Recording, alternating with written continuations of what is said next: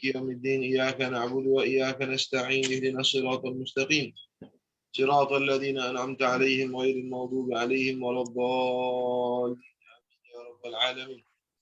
نويت التعلم والتعليم والتذكر والتذكير والنفع والانتفاع والإفادة والاستفادة والحث على التمسك بكتاب الله وسنة رسوله صلى الله عليه وسلم والدلالة على الهدى والدعوة إلى الخير ابتغاء مرضات الله وثوابه وقربه سبحانه وتعالى. ونويت ما نوى به السلف رضي الله تعالى عنهم أجمعين. أما بعد، الحمد لله رب العالمين والصلاة والسلام على سيدنا محمد وعلى آله وصحبه أجمعين. أما بعد، وقراءة في كتاب مختصر ابن أبي جمرة للإمام البخاري رضي الله تعالى عنه ونفعنا اللهم بعلومه وعلوم شيخنا في الدارين آمين.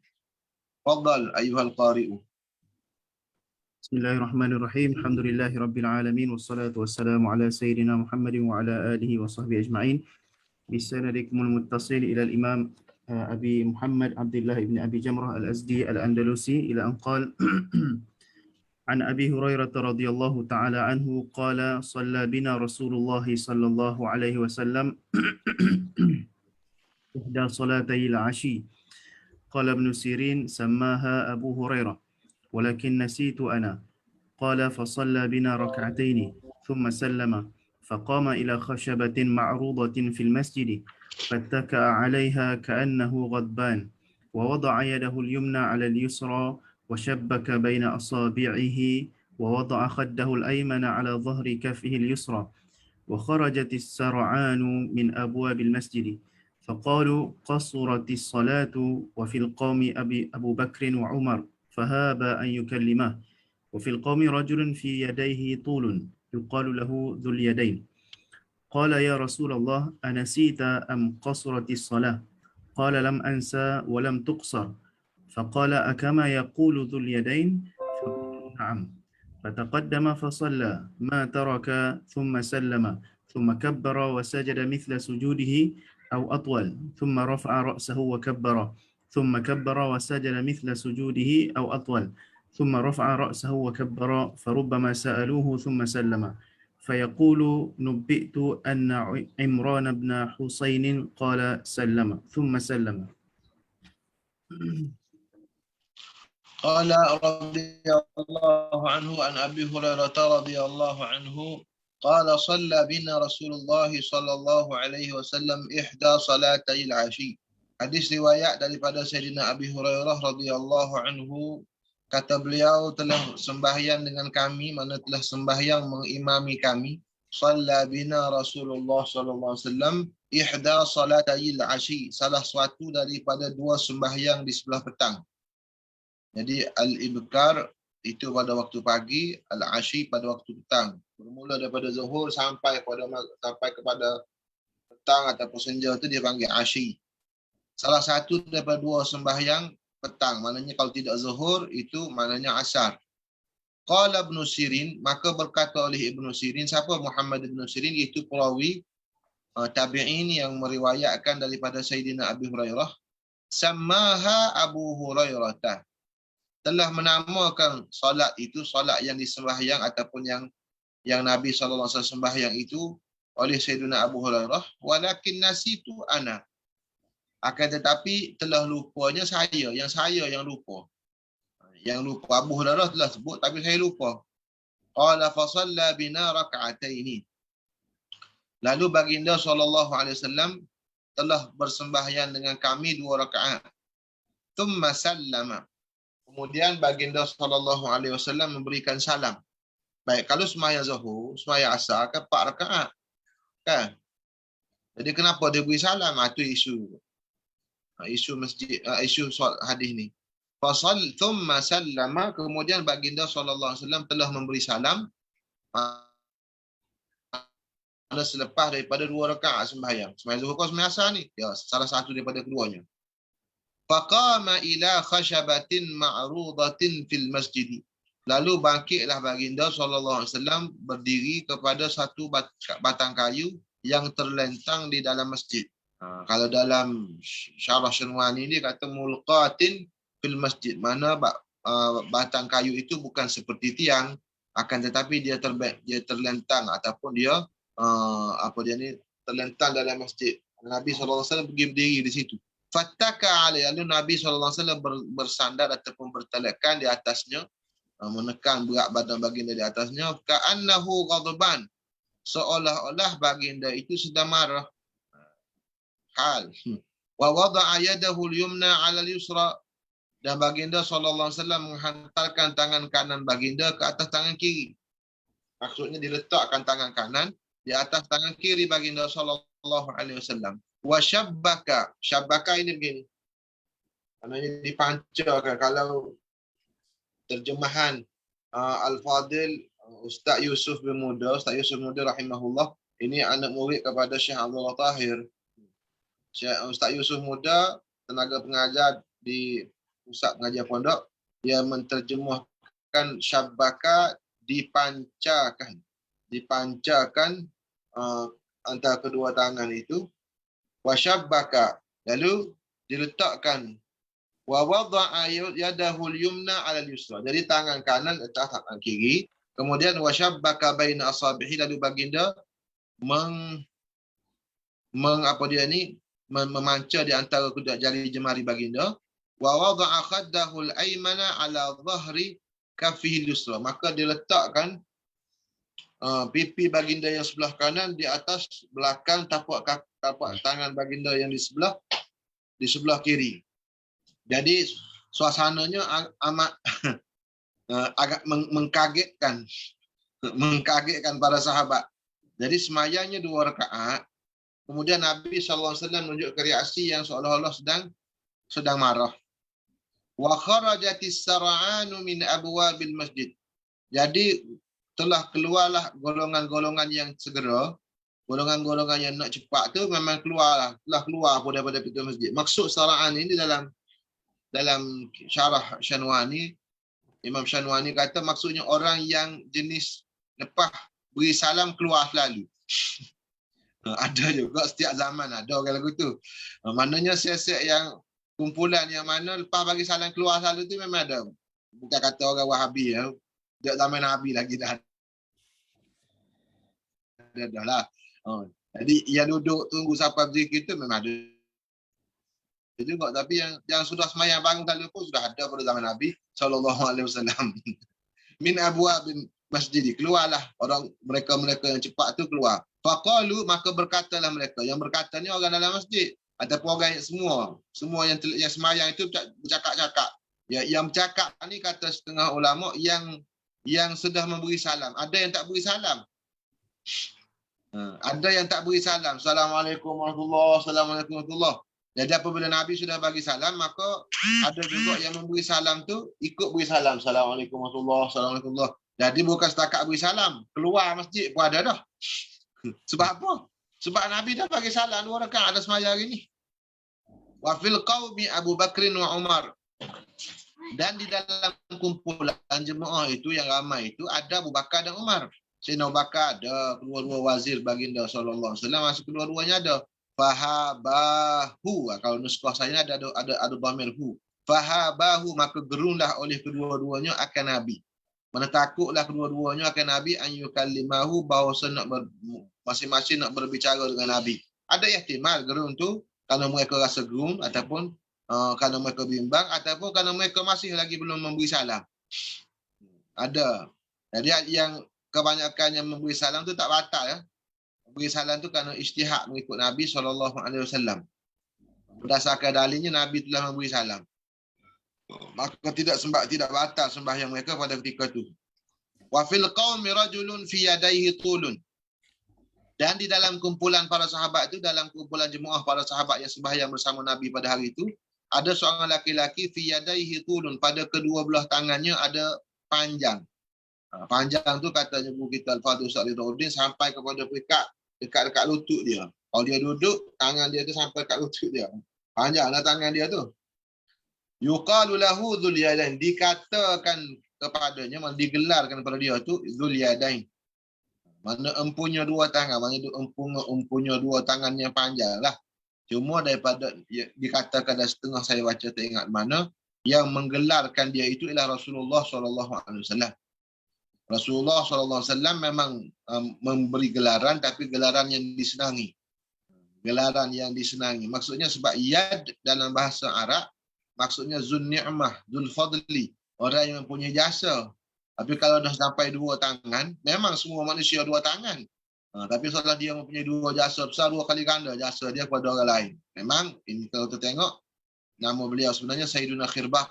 Sayyiduna Khirbah telah berjasa besar dalam peristiwa ini kepada umat Islam seluruhnya.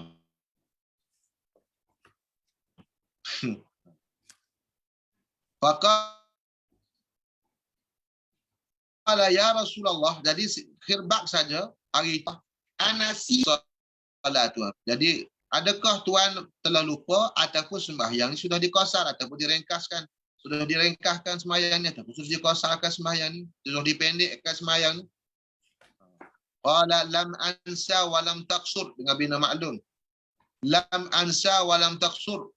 Saya tidak lupa dan juga sembahyang pun tidak dipendekkan. Mana sembahyang pun tidak pendek. Memang 4 rakaat.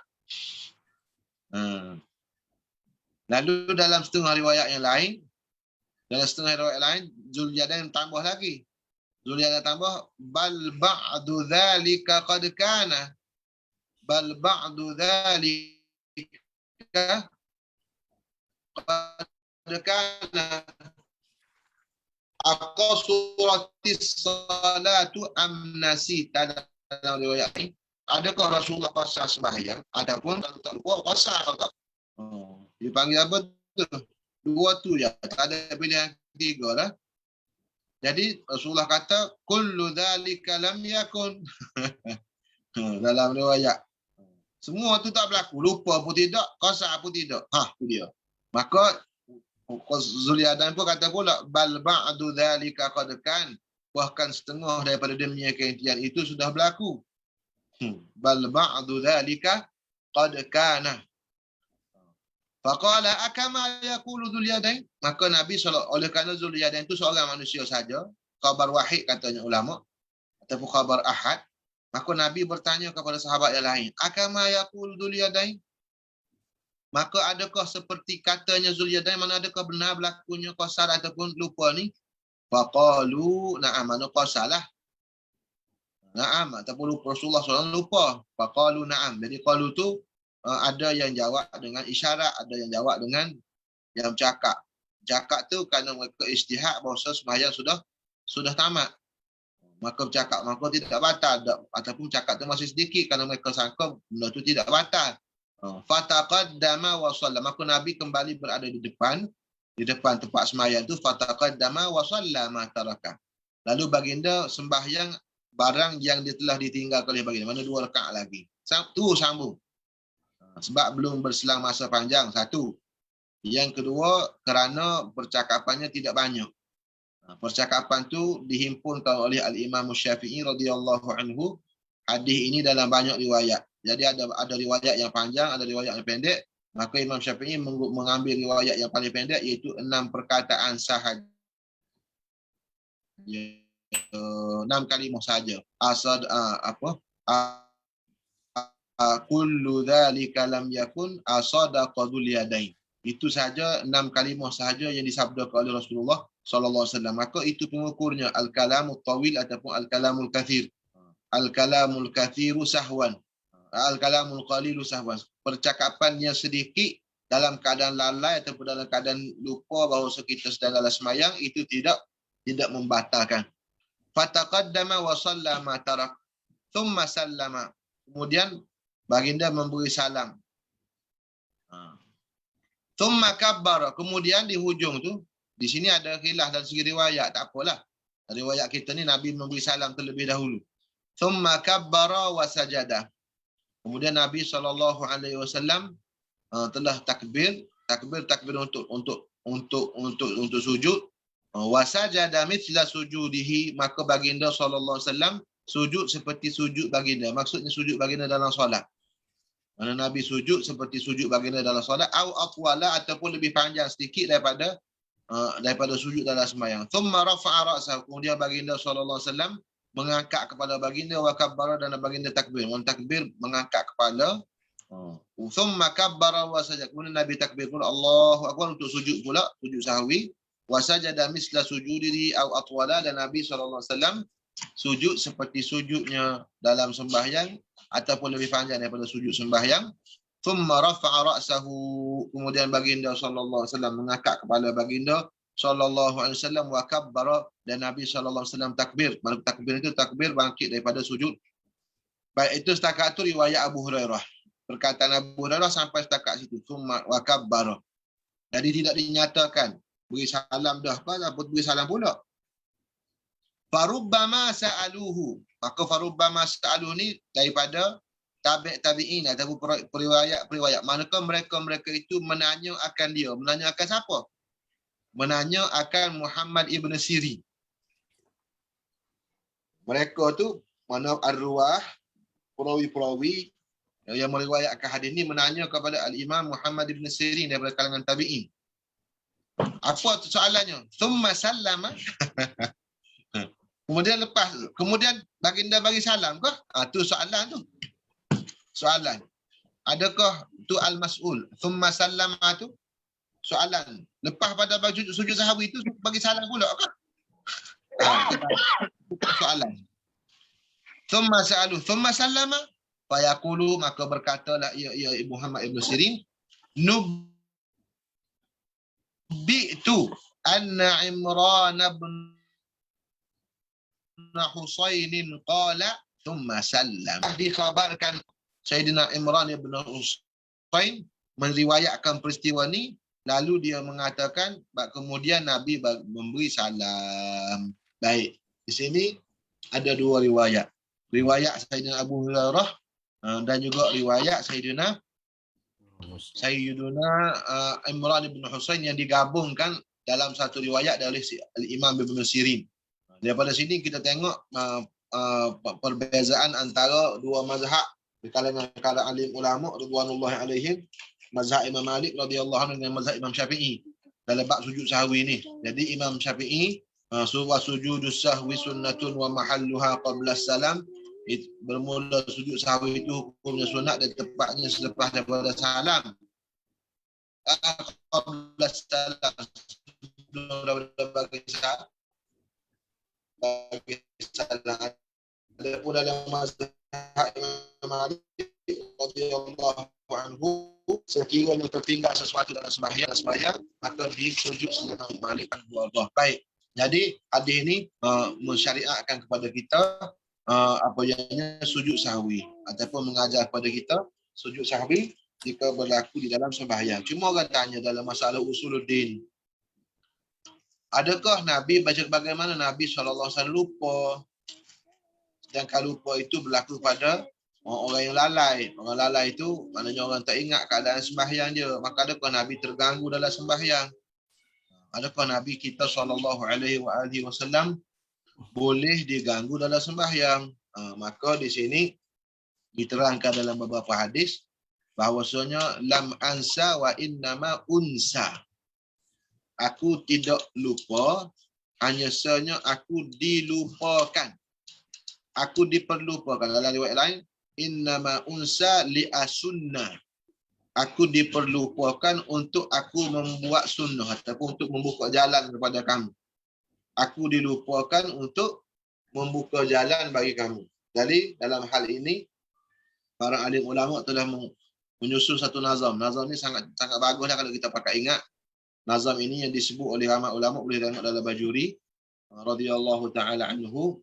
Dia kata ya sa'ili an Rasulillahi kaifa saha wasahwa an kulli qalbin ghafilillahi saha an kulli syai'in sirruhu fasaha an kulli ma siwallahi fatta'zimu lillahi. Boleh ingat tu dalam sahih dalam Bajuri.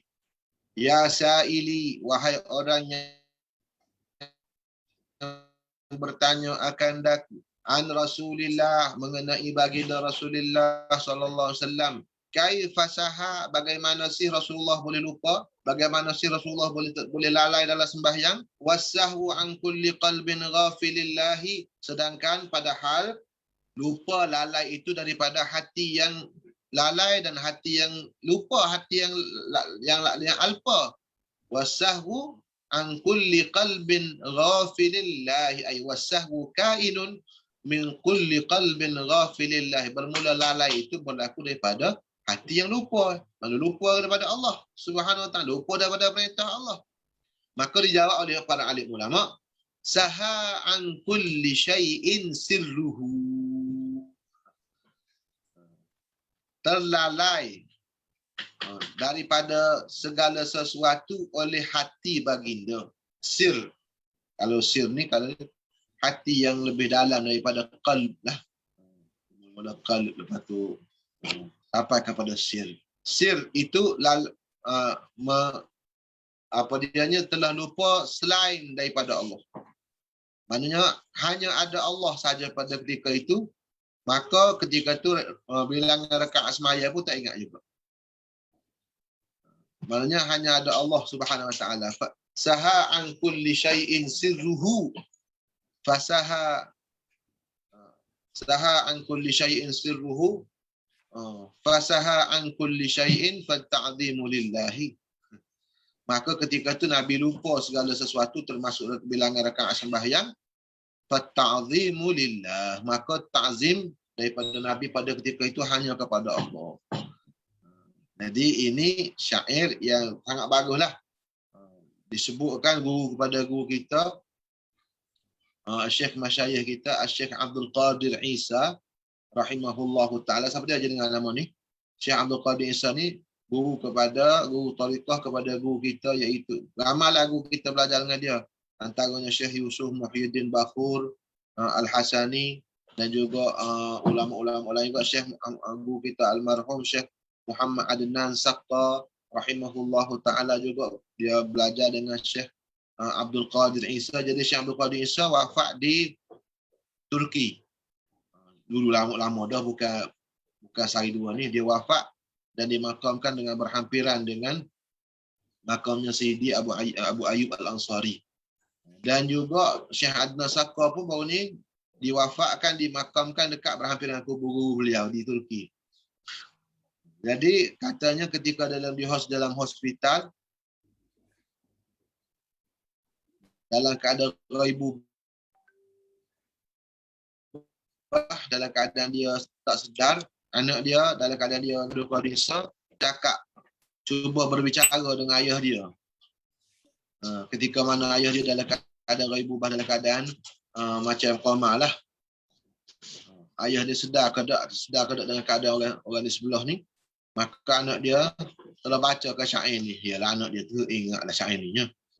Ya sa'ili an Rasulillahi kaifa saha wasahwu an kulli qalbin ghafilillahi saha an kulli syai'in sirruhu fasaha an kulli ma siwallahi fatta'zimu lillah. Fatta'zimu lillah. Maka itulah yang dibaca oleh, maka disambung oleh Syekh Abdul Qadir Isa sebelum dia meninggal dunia. Ta'zimu lillah, ta'zimu lillah, ta'zimu lillah. Maka ta'zim itu kepada Allah Subhanahu wa taala. Baik, Allah iqra ya sidi. Tak dengar tadi hujung-hujung Ustaz. Jawab Syekh Abdul Qadir Isa. Syekh Abdul Qadir Isa tambah tu tak apa dengar tadi. Patu ya? Ya. Jawapan Syekh Abdul Qadir Isa tadi tak dengar, tak jelas. Ta'zimu lillah wa ta'zimu lillah. Ya sambunglah. Insya-Allah. Wa ta'zimu lillah. Saha an kulli syai'in sirruhu. Fasaha an kulli syai'in. Wa ta'zimu lillah. Maknanya kita tu riak an kulli syai'. Fana an kulli syai'. Tak ada. Maksud tu hanya tu ya. Allah saja. Maka lupa semua benda termasuk apa dia ni? Termasuk bilangan rakaat semaya. Tapi bagi Rasulullah itu kamal. Mana kesempurnaan bagi Rasulullah sebab Rasul menjadi syariat kepada kita. Kalau orang lain, segala benda yang telatah ataupun syatah yang keluar daripada ketika mana dia syuhud tu, Kita tidak ada hukum. Bahkan kata banyak ulama tidak mukallaf masa itu. Baik. Baca. قال به إليه قال عن أبي سعيد رضي الله عنه قال سمعت النبي صلى الله عليه وسلم يقول إذا صلى أحدكم إلى شيء يستره من الناس فأراد أحد أن يجتاز بين يديه فليدفعه فإن أبى فليقاتله فإنما هو شيطان. قال عن أبي سعيد رضي الله عنه أبي سعيد الخدري قال sami'tu telah mendengar oleh daku akan baginda Nabi SAW hal keadaan baginda sedang bersabda, idza shalla ahadukum, apabila telah sembahyanglah oleh salah seorang daripada kamu kepada sesuatu yasturuhu minan nas, yang melindungi sesuatu itu sifatnya melindunginya daripada manusia, maknanya menghalang daripada manusia lalu lintas di hadapan dia, sutrah. Ulama panggil dia sutrah musalli. Sama ada tiang ataupun dinding ataupun apa dia ni, sesuatu, tungkak dan sebagainya. Fa arada ahadun an yajtaza baina yadayhi, lalu kemudiannya menghendakilah oleh seseorang, mana orang lain pula, nak melintasi di antara di hadap kedua tangannya, mana di hadapan dia, fal yadfa'hu, maka hendaklah dia menolak akan dia. Maksud tolak sini tolak dengan lembut. Fa'in aba falyuqatilhu, maka sekiranya enggan, mana kalau ada orang nak melintah di antara kita, di antara sutrah kita, kita ada semayang dekat tiang, kita semayang dekat dinding, tiba-tiba ada orang nak lintah di antara kita dan di antara dinding, maka hendaklah kita menyekat. Sunat kita menyekat. Sunat kita menyekat orang nak melintah ni kalau kita semayang ada sutrah. Kita sembahyang ada sutrah. Ketika tu kita sunat menyekat orang melintasi kita. Fa in aba falyuqatilhu. Sekiranya enggan, maknanya orang ahadun tadi, kita dah sekat tapi nak lalu juga. Falyuqatilhu, maka hendaklah dia itu hendaklah memerangi akan dia. Maksud memerangi di sini zahirnya bergocohlah, bukan berperang. Maksud di sini tolaklah dengan tolak yang kuat sedikit. Mana tolak dengan tolakan yang lebih kuat. Itu sebenarnya tafsiran daripada yang dibawa oleh Al-Imam Al-Baihaqi daripada Al-Imam Syafi'i radhiyallahu anhu. Imam Syafi'i terjemah begitu ataupun menerangkan begitu. Maksud berperang di sini bukan maksud buka silap depan dia dah. Akan tetapi maksud dia kita tolak dengan tolakan yang lebih kuat. Wa innama huwa syaitanun, hanya sebenarnya dia itu syaitan.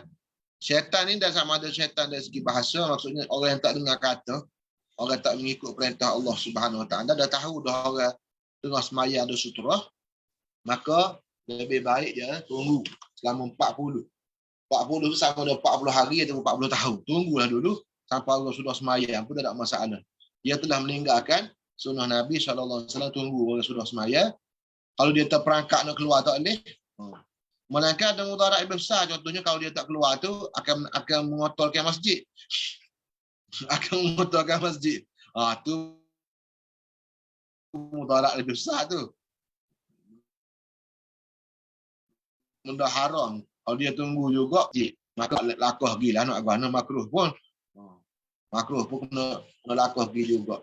Fa'inama huwa syaitan. Jadi masalahnya kata ulama, sunat disekat apabila kita sembahyang ada sutra, ada dinding, ada tongkat, ada tiang. Sekiranya tidak ada sutra, maka tidak disunatkan kita sekat. Baik, sambung. وبه إليه قال عن حذيفة قال قال رسول الله صلى الله عليه وسلم فتنة الرجل في أهله وماله ووالده وجاره تكفرها الصلاة والصوم والصدقة والأمر والنهي. قال رضي الله عنه عن أبي حذيفة أي ابن اليمان صاحب السر قال رسول الله صلى الله عليه وسلم فتنة الرجل في أهله وماله وولده وجاره. Fitnah mana ujian seorang laki-laki itu pada ahli keluarganya dan juga pada jiran tetangga. As-salatu akan mengkifarat akan dia oleh solat. dan juga as-saumu dan puasa, was-sadaqatu dan sedekah, wal amru wan nahyu. Maksud apa sini?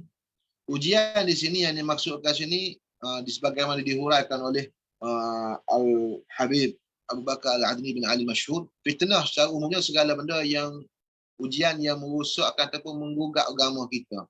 Sama ada sedikit sebanyak menggugat, menyebabkan kita lari daripada ataupun kita tidak berada di atas landasan agama.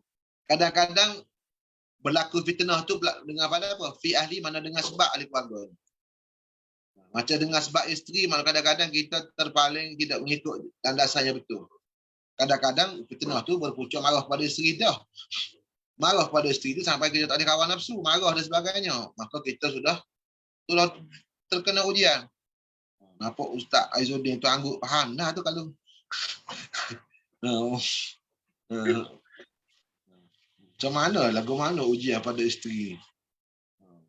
Baik, fitnatul rajuli fi ahlihi wa malihi, dan kadang-kadang fitnah tu pada harta. Maknanya kadang-kadang berlaku kecuaian kita ataupun berlaku perkara yang melalaikan kita dengan dalam kita mencari harta. Ataupun dengan sebab harta kadang-kadang dengan sebab ya laptop, dengan sebab dengan gadget. Tu semua tu dia panggil lahwul hadis.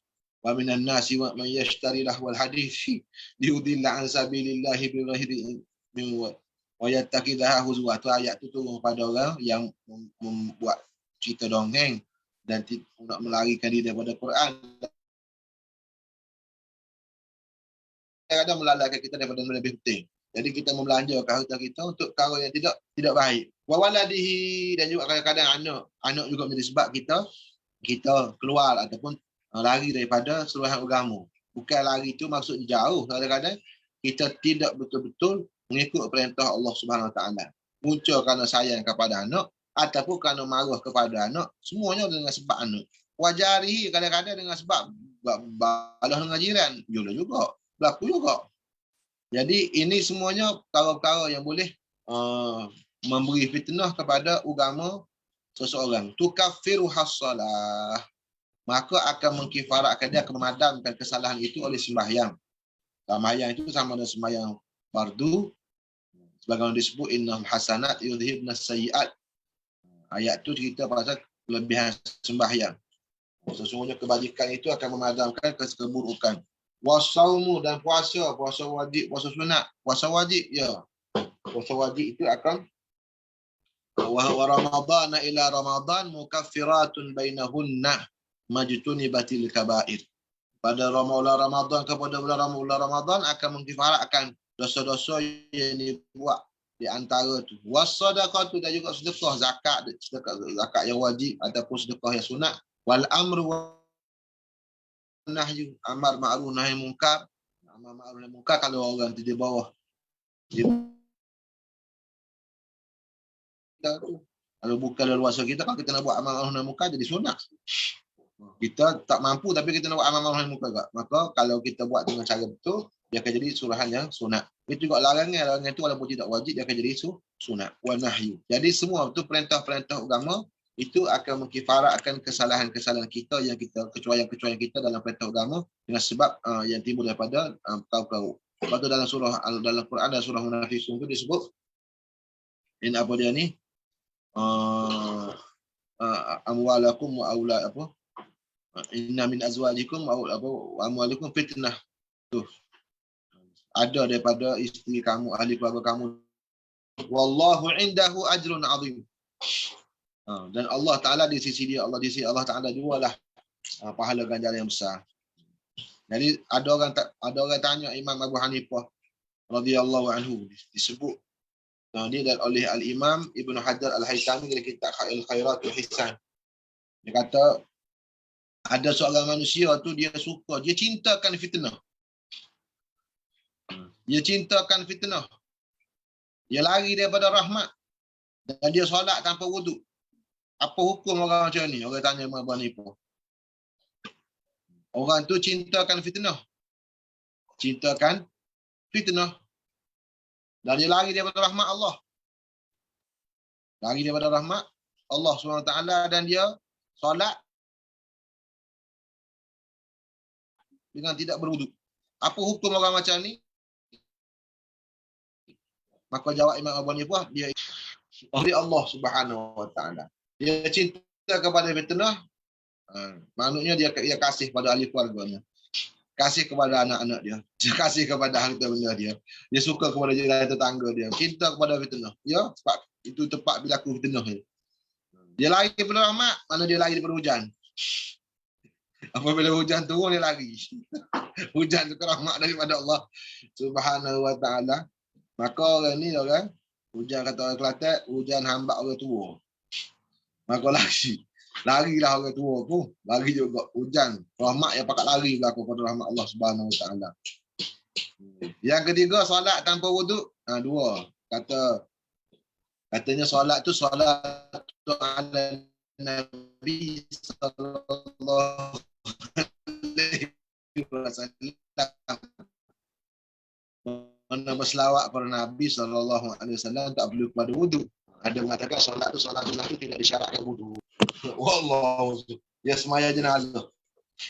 Apa wuduk maksudnya? Itu mengikut pendapat setengah ulama lah, bukan mazhab Syafi'i. Wallahu a'lam. Satu lagi. وعنه به قال عن أبي هريرة رضي الله عنه أن رسول الله صلى الله عليه وسلم قال يتعاقبون فيكم ملائكة بالليل وملائكة بالنهار ويجتمعون في صلاة الفجر وصلاة العصر ثم يعرج الذين باتوا فيكم فيسألهم وهو أعلم بهم كيف تركتم عبادي فيقولون تركناهم وهم يصلون وأتيناهم وهم يصلون. قال رضي الله عنه عن أبي هريرة رضي الله عنه أن رسول الله صلى الله عليه وسلم يتعاقبون فيكم ملائكة بالليل وملائكة بالنهار. Bersilih ganti di kalangan kamu. Ini yata'aqabun ni kata dalam segi ilmu nahwu dia panggil lughah akalunil bararif. Akalunil bararif. Maksudnya kalau ikut kaedah biasa, yata'aqabu fikum, bersilih-silih tanpa perlu ada waw nun lah. Sebab ada dah fa'il pada tu. Yata'aqabuna fikum malaikatun bil-lail. Bersilih ganti di kalangan kamu, wahai umat Islam, ada malaikat pada waktu malam, ada malaikat yang tertentu, malaikat hafazah pada waktu malam, wa malaikatun bin-nahar, dan ada malaikatun akharun ataupun malaikatun ukhar bin-nahar. Ada malaikat yang lain pula pada waktu siang. Mana ada dua malaikat yang dipanggil malaikat muaqibat. Lahu muaqibatun min baini yadayhi wa min khalfihi yahfazunahu min amri Allah. Malaikat hafazah pun orang panggil, malaikat muaqibat pun orang panggil. Mana kenapa panggil muaqibat? Sebab mereka datang selepas satu kumpulan datang kumpulan lain pula. Lepas satu kumpulan datang, mana mereka tu bersilih ganti. Ada shift malam, ada shift siang hari. Wa yajtami'una fi salatil fajr. Dan mereka itu berhimpun, maknanya berselisih tukar shiftnya pada sembahyang fajar. Ini bagusnya pada malaikat tukar shift tu, dia bukan mari on time. Dia mari awal dia mari awal sebelum masuk kerja dia lagi. Dia jumpa lah dengan orang hot shift sebelum tu. Jadi mereka datang pada waktu sembahyang fajar, sembahyang subuh tu mereka ada. Wa salatil asri. Dan juga ketika sembahyang asar, maksudnya sebelum fajar tu, sebelum subuh tu malaikat dua shift ada. Malaikat subuh pada, bukan malaikat subuh air wangi tu ya. Malaikat subuh air wangi itu sebenarnya malaikatus sabah. Malaikatus sabah yang perfume di negara Arab mari ke Malaysia jadi malaikat subuh. Tak apalah. Jadi malaikat subuh tapi namanya sesuai lah. Pocik-pocik lagi masa sembahyang masjid pun rasa rupa juga pakai malaikat subuh tu. Walhasil. Jadi malaikat subuh tu merujuk kepada wa Qur'an al-fajri inna Qur'an al-fajri kana mashhuda. Jadi Qur'an al-fajri itu maksudnya baca Al-Quran pada waktu subuh ataupun baca Al-Quran sebelum subuh ataupun baca Al-Quran pada solat fardu subuh. Sesungguhnya Quran ataupun Quran itu satu bahagian daripada masa sebelum fajar. Qur daripada kalimah qur satu bahagian daripada masa sebelum fajar, inna Qur'an al-fajri kana mashhuda. Maka Quran al-fajri ataupun bahagian waktu pada subuh tu disaksikan. Maksud disaksi oleh para malaikat, dihadiri oleh para malaikat. Mana malaikat tu ada sebelum subuh dan juga selepas subuh. Maknanya malaikat pagi pada, malaikat siang pada, malaikat malam pada. Jadi waktu peak time tu. Peak time di sisi para malaikat. Sebelum subuh dan juga selepas subuh sampai naik matahari. Yang kedua, wa salatil asr. Dia ketika sembahyang asar. Sembahyang asar tu mereka dah ada sampai maghrib, daripada maghrib sampai isyak. Masa ketika tu dua shift. Itu bagusnya malaikat. Dia bukan kata mari tugas lepas maghrib kat sampai maghrib pun sampai, tidak, awal lagi mari. Awal lagi datang. Wa salatil asr. Thumma ya'rujul ladina batu fikum. Kemudian naiklah malaikat yang bermalam di sisi kamu, lalu fayas aluhum, lalu Allah Ta'ala bertanya akan mereka. Ini pertanyaan Allah Ta'ala ni nak menzahirkan, Allah Ta'ala nak menzahirkan ilmu yang azali, izharan, nak menzahirkan kepada para hamba Allah Ta'ala, nak membangga-banggakan manusia di hadapan para malaikat. Sebab malaikat tanya dulu, ataj'alu fiha man yufsidu fiha wa yasfiku dima'. Maka Allah Ta'ala jawab, qala inni a'lamu ma la ta'lamun. Sesungguhnya aku tahu perkara yang kamu tak tahu. Antaranya perkara yang kamu tak tahu ialah mereka ini bertasbih dan bertahmid kepada Allah Subhanahu wa Ta'ala. Ini hamba-hamba Allah, anak cucu Nabi Adam alaihissalam. Wa nahnu nusabbihu bihamdika wa nuqaddisu lak. Maka anak cucu Nabi Adam juga, wasabbih bihamdi rabbika qabla ghurubi syamsi, qabla tulu sebelum daripada terbit fajar dan juga sebelum tenggelam fajar. Matahari. Fayas'aluhum wa huwa a'lamu bihim. Walhal Allah Ta'ala jualah yang terlebih mengetahui tentang keadaan manusia. Soalan, bagaimana kau kamu meninggalkan hamba-hamba aku, mana-mana daripada kalangan Bani Adam? Fayaquluna taraknahum wa hum yusallun wa atainahum wa hum yusallun. Mana kami meninggalkan mereka ketika mana mereka sedang sembahyang maghrib ataupun sembahyang isyak, dan kami datang kepada mereka ketika mana mereka sedang sembahyang, mana sembahyang asar ataupun sembahyang maghrib. Sembahyang asar, sembahyang maghrib, sembahyang subuh, itu waktu yang sangat-sangat sangat-sangat kemuncaklah, mana dihadiri oleh para malaikat.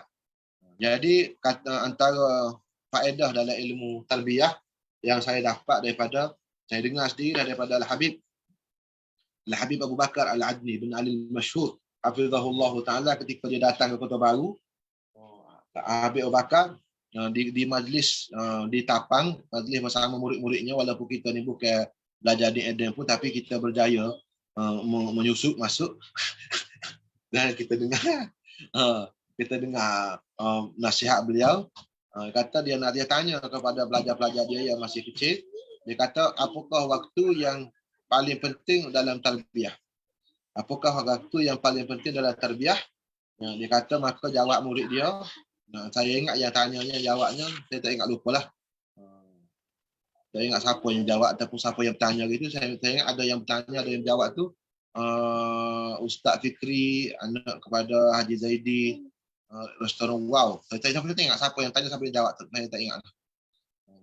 Jadi dia kata, sebelum subuh walau sesaat, dan lepas subuh sehingga terbit fajar. Itu waktu yang pertama. Ataupun waktu yang pertama sebelum subuh walau sesaat. Waktu pertama. Lepas subuh sehingga terbit fajar, waktu yang kedua. Sebelum maghrib walau sesaat, selepas maghrib sehingga isyak. Itu 4 waktu yang mesti kita jaga. Maksud kita jaga apa? Dalam kita nak mendidik anak-anak secara khususnya, waktu ini kita kena jaga sebaik-baiknya. Kalau siapa yang boleh jaga anak dia pada 4 waktu ini, maka dia boleh jaga 24 jam anak dia. Siapa dia boleh mengejutkan anak dia 1 saat sebelum subuh. Sebelum subuh dia kejutkan anak dia 1 saat, mana sebelum azan maknanya. Maka insya-Allah anaknya itu akan menjadi anak yang dengar kata. Ini saya gabung dengan nasihat-nasihat daripada ramai habaib lah. Antaranya Al-Habib Ali bin Syekh Bakar bin Salim hafizahullah Ta'ala, dia kata kalau anak kita masa azan subuh tu dia azan dia tidur, maka dia sudah dikencing. Bukan anak kita, dia bapak dia pun. Kalau bapak dia tidur masa azan subuh tu pun, maka lain tak clear. Maka dzakar rajulu bala syaitanu fi udhunihi. Itulah lelaki yang sudah dikencing oleh syaitan dalam telinga. Maka bila dah sudah dikencing oleh syaitan, syaitan sudah berjaya kencing telinga kita ataupun telinga anak kita, maka pada ketika tu kita nak nasihat apa hari itu? Apa yang kita nak nasihat hari itu? Anak kita tu. Nak dengar ke tak? Sudah dikencing oleh syaitan telinganya. Maka kita kena usahakan dia bangun sebelum subuh. Baik, kalau kita nak bangunkan dia sebelum subuh, mestilah kita bangun sebelum subuh juga. Mestilah kita bangun awal lagi pada itu. Takkanlah kita bangun lepas subuh, kita nak bangun sebelum subuh. Satu. Yang kedua, lepas subuh sehingga naik matahari. Jangan tidur. Jangan tidur. Jangan tidur Ni waktu peak time juga ni. Al-Habib As-Sayyid Ahmad Ibn Siddiq Al-Ghumari rahimahullahu ta'ala berjaga malam selama 4 tahun ke 5 tahun. Berjaga malam mutalaah kitab-kitab hadis sewaktu dia belajar di Al-Azhar. Selama 4 tahun ataupun 5 tahun dia mukibban ala qiraatil kutubil hadithiyah. Mutalaah tak malam, tak tidur malam.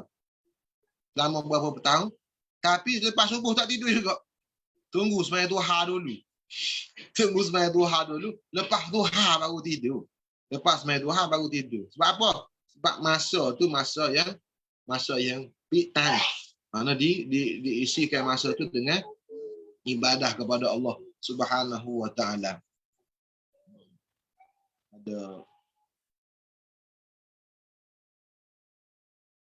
Baik, jadi itu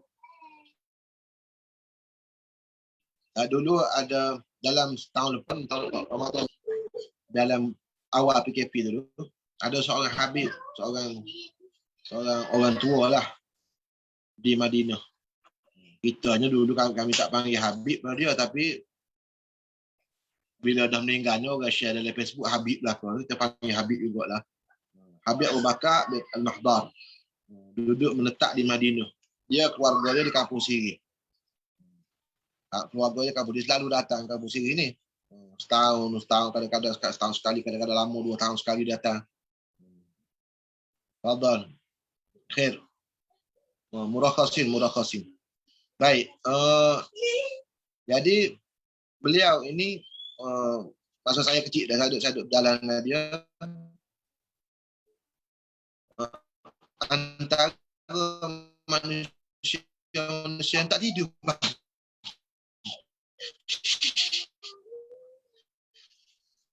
Habib ni memang tak tidur pagi. Pergi sembahyang Jumaat pukul 10 tu ke sembahyang Jumaat.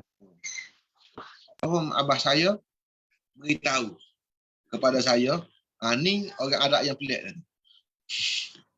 Dia kata, orang Arab yang pelik ni kata, pasal apa? Dia tak tidur lepas subuh.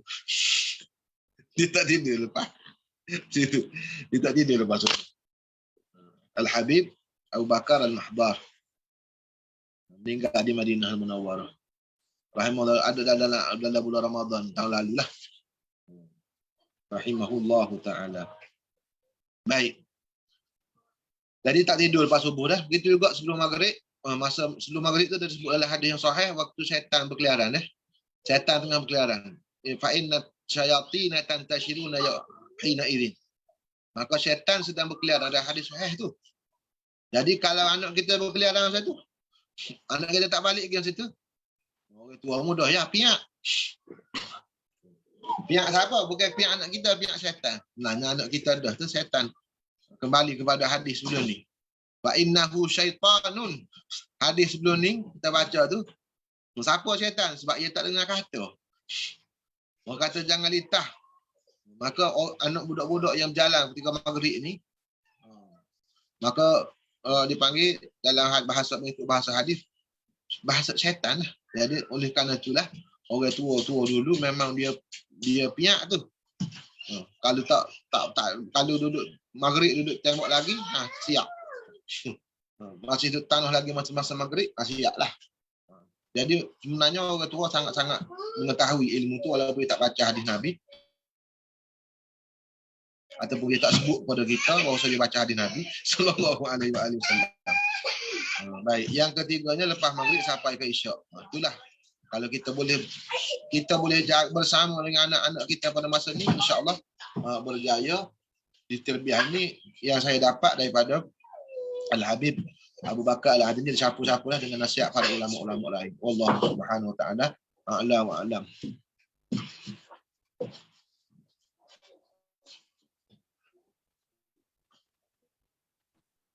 Ustaz, ada satu pertanyaan. Orang kata sedekah subuh tu ada nas ke Ustaz? Adakah ini nas bagi sedekah subuh tu? Sedekah subuh. Sedekah subuh ada disebutkan dalam hadis dalam kelebihan Sayyidina Abu Bakar Siddiq. Dalam hadis yang menyatakan kelebihan Sayyidina Abu Bakar Siddiq, Sayyidina Abu Bakar Siddiq dia keluarkan sedekah subuh ataupun sebelum subuh lagi. Tapi tak ada masalah sedekah bila pun nak buat masa mana. Dan diberkati, Allahumma barik li ummati fi bukuriha, tu diberkati, tak ada masalah. Dan ada mujarabaknya. Saya ingat dia nama apa? Almarhum apa dia ni, Syekh yang Indonesia tu, yang bukan bahasa lama, siapa yang meninggal tu, Syekh Ali Jabir tak? Syekh Ali Jabir rahimahullahu ta'ala, dia sebut tu saya nampak macam mimbabil mujarabak, daripada benda-benda yang ditajribah. Maknanya orang yang bersedekah pada subuh dia mudahkan urusannya, dan juga dia murahkan rezekinya. Itu mimbabil mujarabak tu. Mujarabak dia ambil daripada orang yang sudah buat. Orang yang sudah mengalami dia, maka dia buat kongsi kan. Dia panggil apa? Musyarakahul khibrah dia panggil. Musyarakahul khibrah. Maknanya saya mengkongsi pengalaman saya mengamalkan benda ni. Tak ada masalah. Semua ilmu mujarabak dia ambil begitu. Orang dah buat, dah jadi, maka dia kongsi pada orang lain. Maka orang buat jadi pula, maka kongsi pula, maka dipanggil semuanya amalan tu panggil amalan mujarab. Dikongsikan pengalaman. Baik. Allah. Lagi. Jadi kelebihannya disebut dalam hadis kelebihan Sayyidina Abu Bakar Siddiq. Sayyidina Abu Bakar Siddiq dia tolong orang, dia sedekah sebelum subuh kan. Baik. Dalam Mishkat ada hadis tu. Saya tak ingatlah takrifnya. Allahu a'lam.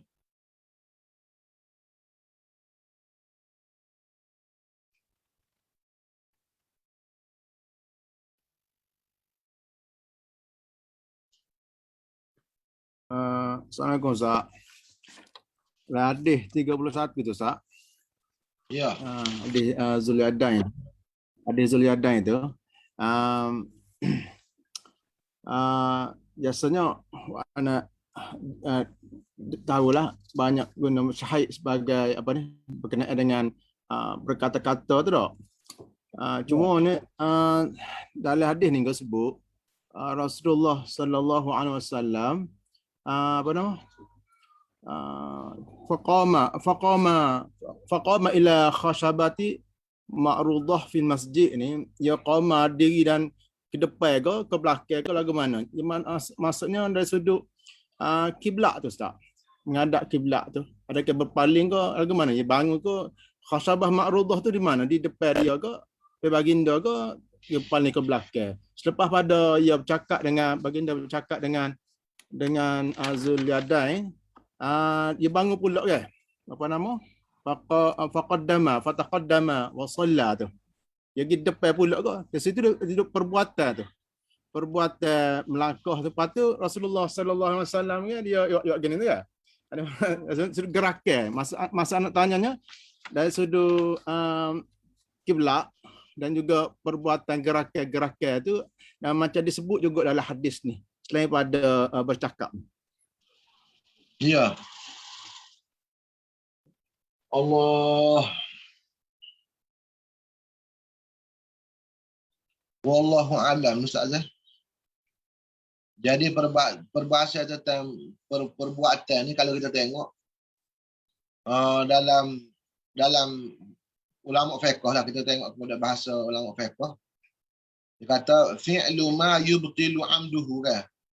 Dalam perkara-perkara yang membatalkan atau perkara yang disunatkan kita sujud sahwi dia, fi'lu ma yubtilu amduhu. Mana kita mengerjakan perkara yang mana kalau kita buat dengan sengaja maka batal. Tapi kalau buat dengan tak sengaja maka tak batal. Cumanya kalau kita tengok dalam kitab fiqh dia ada waqai', dia ada apa dia ni, Allahumma salli ala sayyidina Muhammad, dalam kitab fiqh, dalam fiqh mazhab Syafi'i kalau tak silap, saya tak cuba tengok dalam kitab Tahrir lah. Kitab Tahrir Syekh Islam Zakaria Ansari, dalam kitab Tahrir Syekh Islam Zakaria Ansari disebut syarat untuk kembali semula tu ada 4 syarat kan. Untuk kembali semula kepada semaya tu, kalau tak silap dia ada 4. Cuba rujuk baliklah, saya nak taklif siapa, Ustaz Azzail lah kalau boleh.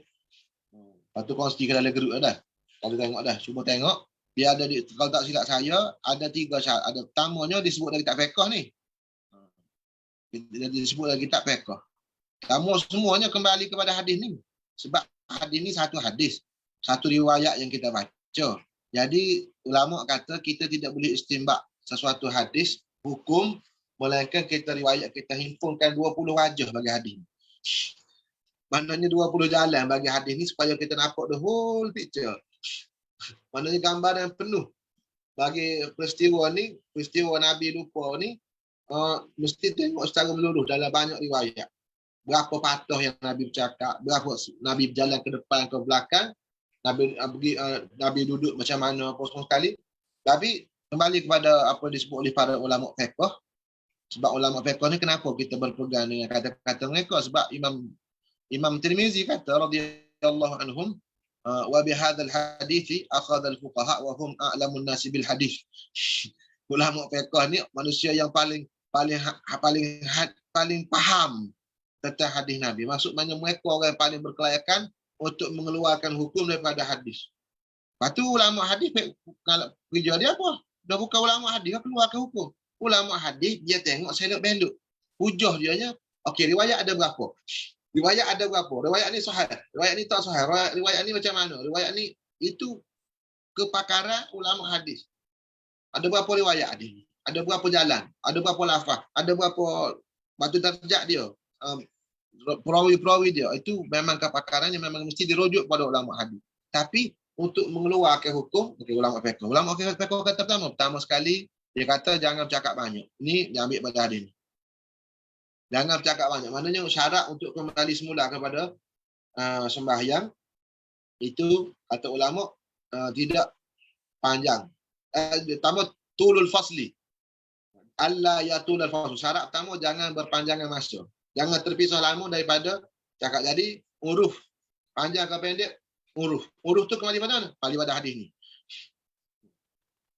Maknanya panjang ke lama, maksud setengah ulama babit 2 rakaat semaya. Tapi kita tengok tak sampai begitu. Hadis ni menunjukkan lebih pendek lagi daripada tu. Bukan 2 rakaat semaya tapi lebih pendek daripada cakapan ni. Baik, yang kedua. Kalau bercakap al-kalamul amdu ataupun al-kalamu itu membatalkan semaya. Bila dia kata, ulama kata kalau sedikit, kalau panjang pendek tu apa ini menghimpunkan riwayat-riwayat hadis ni, maka dia pilih riwayat yang paling sedikit. Jadi riwayat ada banyak, ada riwayat yang panjang, ada riwayat yang pendek. Maka Imam Syafi'i ambil riwayat yang paling sedikit, 6 patah kalimah sahaja yang paling panjang. Sepanjang-panjang perkataan Nabi. Bukan dia tak ambil perkataan Zuliadain, tapi dia ambil perkataan Nabi. Sebab Nabi itu syarih. Maka Nabi SAW mengikut Imam Syafi'i radhiyallahu anhu, dia tengok banyak riwayat, maka yang paling sedikit ialah riwayat 6 patah perkataan, maka itu menjadi dasar. Kalau lebih pada 6, maka banyak kata, maka tidak boleh kembali semula ke dalam kepada semaya. Maka di 10 semaya baru. Tapi Nabi sallallahu kembali balik, maka katanya kerana perkataan itu sedikit. Dua. Yang ketiga tidak berpaling. Berpaling ataupun tidak berpaling daripada kiblat. Tidak berpaling daripada kiblat. Tidak berpaling daripada kiblat. Tidak berpaling daripada kiblat. Ada sebut dalam hadis ni? Tak ada disebut. Tak ada disebut tu daripada mana? Maka ulama mesti ada sandaran ulama fiqh. Kalau tak ada dalam riwayat ni, mungkin ada dalam riwayat-riwayat lain-lain. Baik, yang keempat ialah tidak berlaku hadas. Tidak terbatas hadas lah. Tidak berhadas di antara tu. Kalau dah berlaku hadas, putus dah hadas, kena ambil wuduk semula walaupun masa sekejap. Kalau ada pahit dalam masjid sekalipun, nak masuk semula dalam masjid, itu kena sembahyang yang baru dah. Sebab sudah putus dah mualak dengan yang sebelum ini. Itu yang disebutkan oleh ulama fiqh. Jadi saya ingat saya belajar dulu dengan tidak secara langsung juga macam Imam Ibn Sirin tu. Dia tak dengar, walaupun saya belajar daripada Ustaz Nu'man kitab Tahrir mula-mula, Ustaz Nu'man Cik Amin, akan tetapi masalah tu bukan saya dengar langsung dari dia. Nubi tu anak Ustaz Nu'man qala 4 syarat tu. Dia beritahu kepada saya. Seperti mana Ibn Sirin kata nubi tu anak Sidna Imran bin Husain qala thumma sallama. Tapi Ibn Sirin tak dengar. Dia tak dengar dia riwayat daripada sahabat lain, daripada tabi'in lain, yang tabi'in itu dengar daripada Sayyidina Imran bin Husain bahawasanya memberi salam. Ini menjawab soalan yang ditulis di chatting tu. Mazhab ulama tentang sujud sahwi. Dalam mazhab Syafi'i sujud sahwi sebelum salam. Adapun dalam mazhab Imam Malik, kalau tak silap, mazhab Imam Malik ditafsilkan kelalaian yang berlaku tu menambah ataupun mengurangkan sesuatu. Kalau menambah sesuatu dalam sembahyang, maka di sujud sahwi selepas salam. Berdasarkan zahir hadis ni. Thumma sallama. Salam dulu baru sujud sahwi. Itu kenapa? Kerana berlaku penambahan dalam sembahyang. Tapi kalau tertinggal sesuatu dalam sembahyang, maka sujud sahwi dalam sembahyang. Mana sujud sahwi dalam sembahyang. Itu kerana Imam Malik radhiyallahu anhu nak beramal dengan semua riwayat. Tapi Imam Syafi'i dia tarjih satu riwayat sahaja. Itu tarjih riwayat yang mengatakan sujud sahwi dalam sembahyang. Maka di sana ada tarjih riwayat. Di antara riwayat hadis. Jadi ada dua lah. Dua mazhab ulama. Jadi Imam Malik ada dua lah. Ada yang memberi salam, ada yang dalam beri salam dulu baru sujud sahwi, ada sujud sahwi dulu baru bagi salam. Ada yang sama. Bila sama tu, kalau menambah sesuatu dalam sembahyang, luar salam. Kalau kurang, tinggal sesuatu dalam sembahyang, dalam sembahyang. Mazhab Syafi'i sama. Dalam tambah, kurang, maka semuanya Allah dibuat di dalam solat sebelum salam. Wa sujudu sahwi sunnatu wa mahalluha qabla salam, itu dalam mazhab Imam Syafi'i radhiyallahu anhu.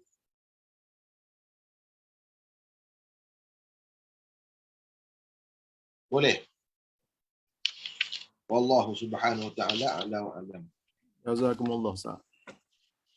Cuba Ustaz Azhar tengok dah. Lepas tu kalau Ustaz Azhar jumpa tu, syarat-syarat kembali tu Ustaz Azhar share lah dalam grup bang. InsyaAllah. Tengok.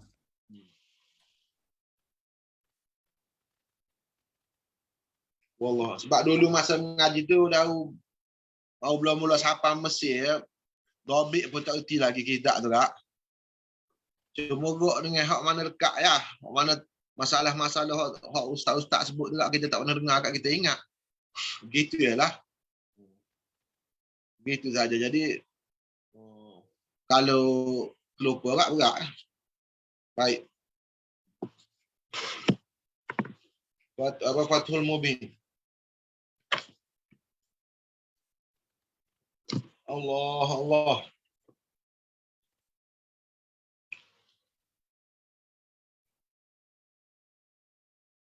Seronok baca Fathul Mubin ni sebab apa?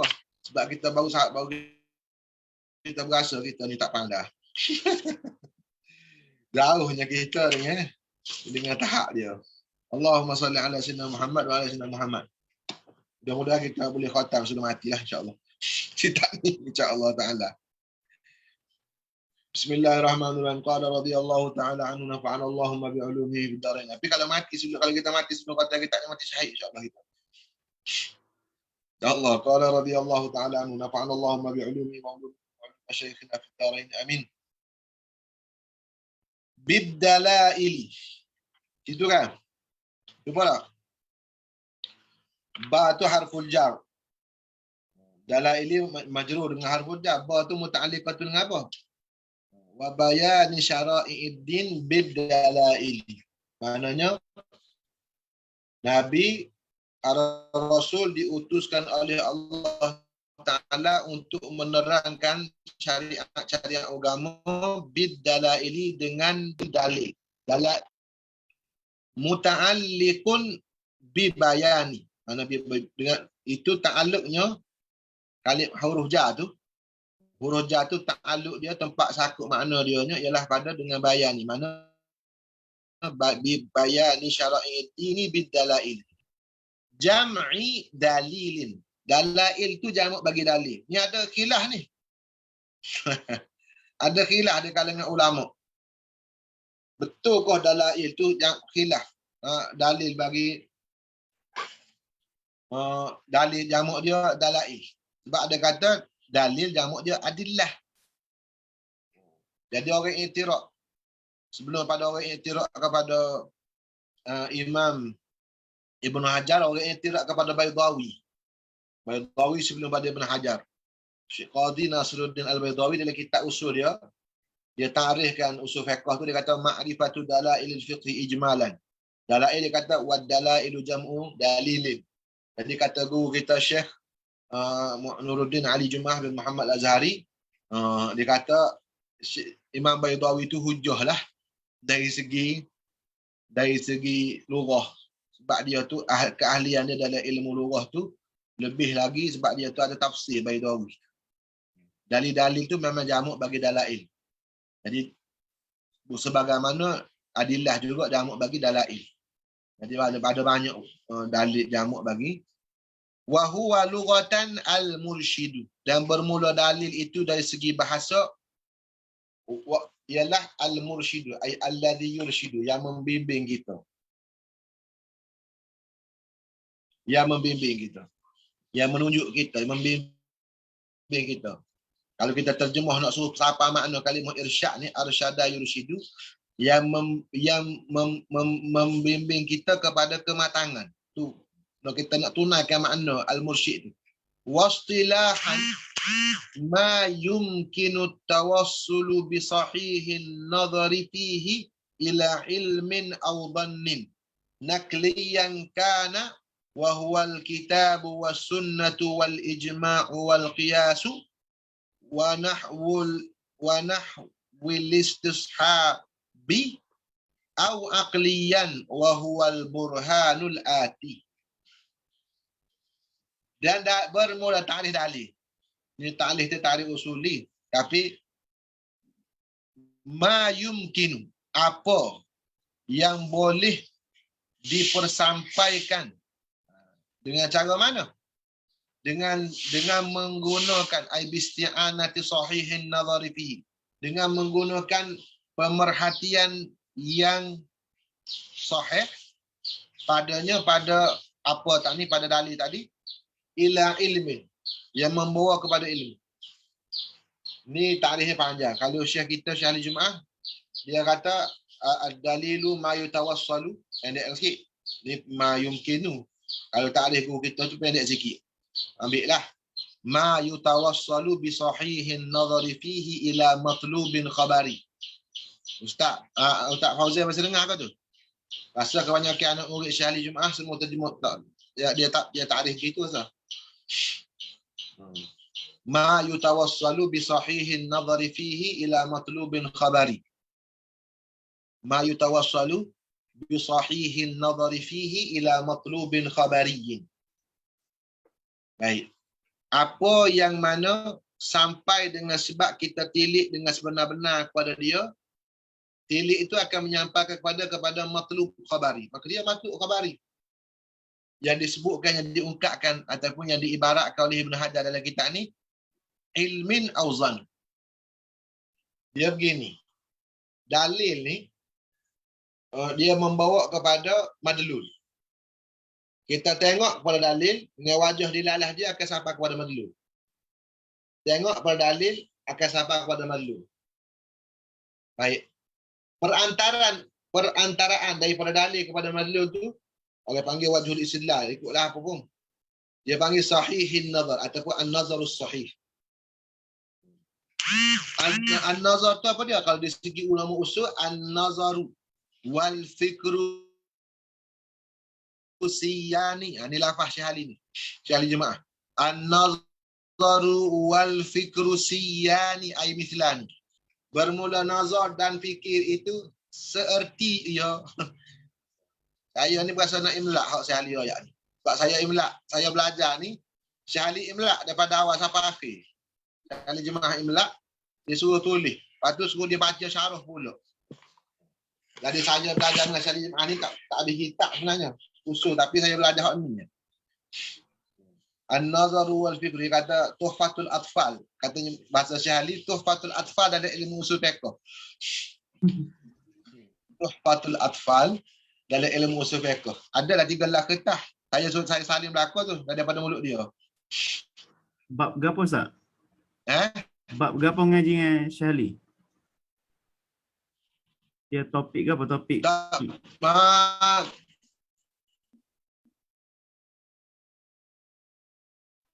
Topik dia mabadi dalam ilmu usul fiqh. Asal-asal dalam ilmu usul. Apa asal? Tapi pertamanya kita payah Mi'rajul Minhaj. Kadang yang imam pada kita tu payah. Yang kedua apa tu banyak menengung belakang. Bila dia terai tu ibarat Baidawi tu semua menengung belakang. Maka dia pun start daripada ABC balik. Ilmu usul fiqh. Startlah al-aslu mayu benar alaihi ghairuhu apa semua kali. Dia start satu-satu. Jadi saya salinlah dia imla'. Kemudian dia dibacakan pula oleh mukri. Yang dia imla' tu dibacakan pula oleh Syekh Amru Wardani, mukri. Jadi saya saling. Bila saya dengar balik rupanya saya tengok pelajar-pelajar Arab saling balik dia baca pula dengan dia. Pelajar-pelajar Arab tarik. Saya tengok, saya banding dengan saya salin tu cukup. Hak saya beberapa hari hak saya tu cukup dengan hak saya salin tu dengan hak dengan orang Arab salin tu. Jadi huraian dia tu dalam kitab Al-Hukm Syar'i. Dalam kitab Al-Hukm Syar'i fi usul indal usuliyin tu huraian Syahli bagi hak dia mengajar itu. Di Masjid Al-Azhar. Bolehlah Al-Hukm Syar'i indal usuliyin. Tubik lepas kalau dia mengajar kita. Kalau dia mengajar. Cuma seronoknya bila Syekh apa dia ni, Syekh Amru Wardani hafizahullah taala nak start baca hak sudah diimla' tu. Nak kata qala apa ni? Katanya Syahli Jumaah, katalah qalal matinu. Kemudian dia kata radhiyallahu anhu. Syahli dia sebut. Radhiyallahu anhu dia ketawa. Qalal matinu radhiyallahu anhu sambil ketawa dia sebut. Mudah-mudahan Allah Taala lihat sampai kita amin. Amin saya lah. Baik, kembali. Dia kata al-dalilu pendek sikit dia punya. Tapi lebih kurang makna sama ya dengan hak Ibn Hajar sebut ni. Al-dalilu ma yatawassalu bi sahihin nadhari fihi ila matlubin khabari.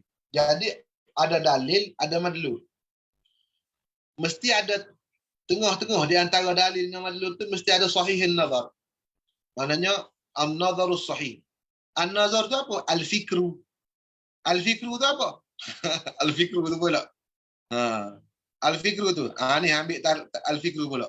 Tartibu umurin ma'lumatin. Tartibu umurin ma'lumatin ala hayatin makhsusatin litawassuli ila majhul. Boleh? Sama dengan takrif mantik dah tu. Semuanya mahanya sebab ambil daripada mulut Syekh. Tartibu umurin ma'lumin ala hayatin makhsusatin litawassuli ila majhul. Kita susunkan premis-premis kita, kita susunkan hujah-hujah kita dalam keadaan tertentu untuk sampai kepada natijah ataupun konklusi kita. Kita susun dalil-dalil kita mengikut kaedah tertentu supaya sampai kepada natijah yang tertentu. Jadi dia kata sini, natijah tu sampai tu, dia kata ila matlubin khabari, jumlah ada mubtada ada khabar. As-salatu wajibah contohnya. Bermula semaya tu wajib. Baik, dalil dia apa? Aqimus solah. Baik, aqimus solah tu dalil apa dia ni? Dalil dia dalil nakli. Baik. Nakliyan kana, ai nakliyan kana dalil. Jadi matlub itu sama ada ilmun ataupun zan. Matlubun khabari. Kalau muqaddimah kita zanni, kalau muqaddimah yang kita susun, maklumat yang kita ada tu zanni, maka natijah dia mesti zanni juga. Kalau muqaddimah dia zan, maka dia akan membawa kepada zan. Kalau dia yakin, dia akan membawa kepada yakin. Boleh? Baik. Mana kalau dalil kita dalil qat'i, seperti hadis mutawatir, maka madlul dia mesti qat'i juga. Kalau hadis kita hadis ahad, hadis yang kita dalil hadis ahad, maka dia akan membawa kepada hadis ahad. Dia akan membawa kepada madlul dia juga zanni. Wa huwal kitab, wa huwa tu dalil itu sama ada al-kitabu was sunnatu wal ijma'. Jadi ingat dah, al-kitab dia qat'iyyus subut. Dia ada yang was sunnah pun gitu juga, ada hadis mutawatir, ada hadis ahad. Wal ijma' ada khilaf. Dari segi apa? Dari segi dilalah dia tu, dilalah qat'i ke dilalah zanni. Dilalah tu ijma' tu. Wal qiyas, dan qiyas ni qiyas daripada kitab dengan sunnah. Wa nahwul istishab, ni dalam mazhab Syafi'i. Dan seumpama istishab, mana istishab al-hukm al-asli.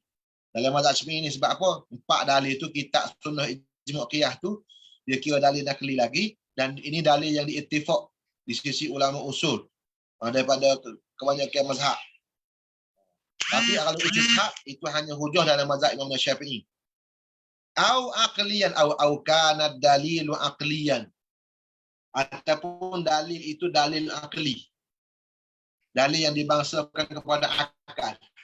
Wa huwal burhanul ati. Itulah yang dinamakan burhan. Burhan tu dalil yang berasaskan muqaddimah yaqiniyah. Maknanya dalil yang diasaskan dengan premis-premis yakin. Mana kita susun premis-premis yang yakin, maka natijahnya, kesimpulan dan konklusinya mesti yakin juga. Maka dalil itu dipanggil dalil burhan. Al-ati yang lagi akan datang sebut dalam syarah. Sebab lagi akan syarat sebut dalam perkataan wadihatil barahin nanti. Al-qat'iyyati. Dalil-dalil qat'iyyah. Wahiyal adillatu. Apakah dalil-dalil qat'i? Itulah dalil-dalil al-muaddiyati ilal ilmi. Itulah dalil-dalil yang membawa kepada ilmu yang mana yakin. Dalam ilmu usul bila sebut al-ilm, maknanya al-yaqin. Usuluddin, usul fiqh sama. Maknanya maksud dalil yang membawa kepada yakin. Lil qat'i bi muqaddimatiha. Kenapa yakin? Kerana putus, kerana jazam, kerana pasti dengan muqaddimah dia, muqaddimah dalil. Muqaddimah dalil tu ataupun muqaddimah, orang tanya pula, apa dia muqaddimah tu? Muqaddimah bagi dalil maju ila juz'an lil dalil. Atau al-qadiyatul lati ila juz'an lil qiyas. Maknanya qadiyah satu jumlah yang dijadikan satu juzuk daripada qiyas. Nahwu kullu insanin jismun wa kullu jismin murakkabun fa kullu insanin murakkabun. Ini kita belajar dah dalam ilmu matematik. Zaman saya dulu ada penak kuliah mati. Zaman Ustaz Fauzi ada ke? Ada kan? Zaman sekarang ada ke sukatan? Kami saya ada, tapi matematik moden kan sudah. Yalah matematik moden, bukan matematik tambahan. Ya. Baik. Dia kata kullu insanin jismun, mukaddimah pertama. Wa kullu jismin murakkabun. Setiap manusia itu jisim. Wa kullu jismin murakkab, dan setiap yang jisim itu pasti tersusun ia. Mana tersusun daripada komponen-komponen yang lebih kecil. Fa kullu insanin murakkab. Maka oleh sebab itu titik 3. Oleh sebab itu kan natijah konklusi itu mesti ada di titik 3. Oleh sebab itu fakullu insanin murakkabun. Dia supaya matematik tu. Kalau kita buat cara dia susunnya dia macam apa, macam tak tambah. Mukadimah pertama, mukadimah kedua, lepas tu kita garis jawapan tu kita buat garis 2. Kalau dalam syarah apa dia ni, syarah Arba'in Nawawiyah hak Syarnubi ni dia cantik dia buat. Dia buat macam kita belajar tu. Kan? Macam kita belajar matematik kan? Dia buat lagu ni. Ni macam lagu ni lah belajar matematik ni. Syarah Boleh Arba'in. dekat sikit tak? Putih sangat. Nampak. Terbalik. Kita. Sebab kena handset sorry Tak apalah, tengok dari syarah Syarnubi lah. Bawa kasidah. Kasidah. Baik. Qala radhiyallahu anhu nahwu kullu insanin jismun wa kullu jismin murakkabun fa kullu insanin murakkabun. Fa in qulta fi i'tirad. Jadi fa kullu insanin murakkab tu dia panggil natijah ataupun ilmu yang yakin. Sebab apa? Sebab mukaddimah dia yakin. Mana yakin tu kullu jismin murakkab tu? Itu daripada pemerhatian dengan panca indera. Jadi yakinlah sebab benda tu datang daripada panca indera. Qala fa in qulta ay fil i'tirad, sekiranya kamu kata pada i'tirad, aktsaru adillati syari'ati dhanniyatun li'anna muqaddimatiha kadzalika nahwu at-tuma'ninatu ruknun fis salati wa kullu ruknin wajibun wal wudu'u ibadatun wa kullu ibadatin yushtaratu fiha an-niyyatu fa kana yanbaghi lahu hadful qat'iyyati. Baik, sekiranya kamu kata apa? Sekiranya berkatalah oleh kamu pada i'tirad. I'tirad apa? I'tirad pada Imam Nawawi. Imam Nawawi kata apa? Imam Nawawi kata nabi-nabi ni datang dengan dalil-dalil qat'i. Dalil-dalil yang putus, dalil-dalil yang yakin. Dalil yang yakin membawa kepada keputusan yang yakin ataupun membawa kepada ilmu yang yakin. Baik. Sekiranya kamu kata kebanyakan dalil-dalil syariat, aksaru adillah. Ni adillah tu tafanun bagi dalail. Tadi dia sebut dah dalail. Adillah sama makna dia. Dia panggil tafanun fil ibarah. Kebanyakan sebahagian besar daripada dalil-dalil syarak zanniyatun. Maknanya dibangsa kepada zon. Mana dilalah zanniyah. Dilalah dalil kepada madlul tu dilalah zanniyah. Apa? Li'anna muqaddimatiha kadzalika ay zanniyatun kadzalika. Sebab muqaddimah dalil tu, muqaddimah dalil tu, hujah tu kebanyakannya zanni. Komponen dalil tu ataupun komponen istidlal tu itu ialah zanni. Maka dia akan bawa kepada zanni juga. Nahwu at-tuma'ninatu ruknun fis shalah. Contohnya kita kata bermula tuma'ninah itu satu rukun dalam semaya. Ada satu rukun yang mana fardu dalam mazhab Syafi'i. Rukunun yakni fardu dalam semaya. Bermula tuma'ninah itu rukun yakni fardu dalam semaya itu satu jumlah mubtada' khabar matlubun khabari yubarhanu alaihi fil ilmi bidalil. Yang mana kita nak tegaskan dalam ilmu mesti dengan berasaskan dalil. Baik, kita kata rukun semayang itu rukun dalam semaya, itu dalilnya dalil zanni ke dalil qat'i? Dalil zanni. Apa hadis ahad? Hadis riwayat Bukhari. Hadisul ahad. Satu. Wa kullu ruknin wajibun. Dan bermula semua rukun. Setiap rukun dalam semaya tu wajib tu daripada mana? Rukun tu wajib tu rukun. Wal wudu'u ibadatun. Bermula wudu' tu ibadat bukan adat. Daripada mana? Kata daripada syarak, daripada dalil.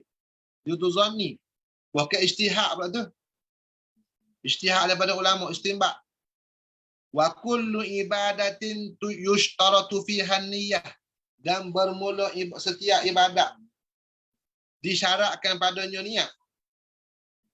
Baik, semua tu apa dia tu? Semua tu benda-benda dalil-dalil ataupun benda-benda yang dijadikan dia dalil, dia madlul. Maksudnya dia boleh dijadikan hujah dalam hujah. Dan dia juga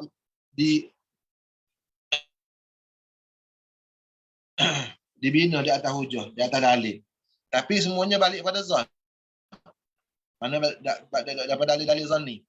Fakana yang bagi lahu, maka seyogiyolah bagi lahu, bagi siapa? Bagi Nawawi, menghazahkan al-qat'iyah. Maknanya segiyo, mana lebih afdal, baiknya, dia tak masuk ke kalimah qat'iyah. Qultu fil jawab. Nescaya aku jawab.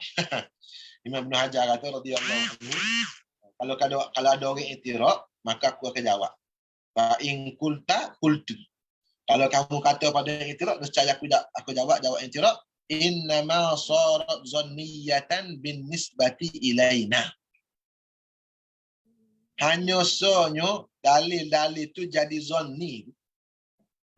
Hanya sonyo dalil itu innama sarat al-adillatu zanniyatan jadilah dalil itu zanni bin nisbati ilaina.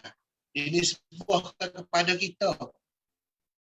Bi khilafiha bin nisbati liman sami'aha minan Nabi sallallahu alaihi wasallam. Bersalahan dengan nisbah orang Nabi sallallahu alaihi wasallam.